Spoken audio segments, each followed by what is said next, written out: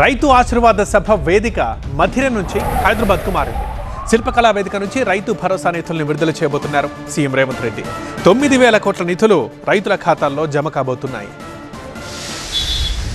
ఖమ్మం జిల్లా మధిరలో మంగళవారం జరగాల్సిన రైతు ఆశీర్వాద సభ రద్దయింది. వర్షాల కారణంగా సభ నిర్వహించే పరిస్థితి లేకపోవడంతో మధిరలో జరగాల్సిన సీఎం రేవంత్ రెడ్డి సభను హైదరాబాద్ కు మార్చారు.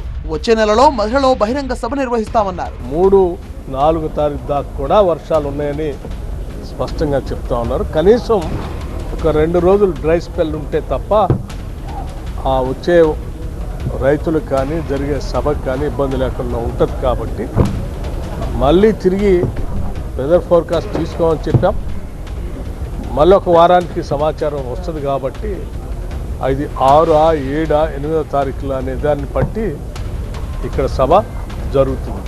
మంగళవారం సాయంత్రం హైదరాబాద్ శిల్పకళా వేదికలో రైతు భరోసా పంపిణీ సదస్సు జరగనుంది. 9,000 కోట్ల రూపాయల రైతు భరోసా నిధులను సీఎం రేవంత్ రెడ్డి విడుదల చేస్తారని మంత్రి తుమ్మల నాగేశ్వరరావు తెలిపారు. ఈ ప్రభుత్వం ఎక్కడా కూడా మీరు ఎగ్గొట్టినవి కూడా మీరు ఎగనాం పెట్టినవి కూడా ఎన్నికల ముందు రైతు భరోసా రేవంత్ రెడ్డి గారే రిలీజ్ చేశారు. మీ జీవితకాలం 10 సంవత్సరాల పాలనలో మీరు 72,000 కోట్లు ఇస్తే ఈ 2.5 సంవత్సరాల కాలంలోనే ప్రజాప్రభుత్వం 36,000 కోట్లు రేపటి దాంతో 36,000 కోట్లు రైతు భరోసా నిధులు రైతులకు వెళ్తున్నాయి. రాష్ట్ర వ్యాప్తంగా అన్ని జిల్లాల నుంచి రైతులు ఆయా జిల్లాల రైతు వేదికల నుంచి ఈ సమావేశంలో పాల్గొననున్నారు.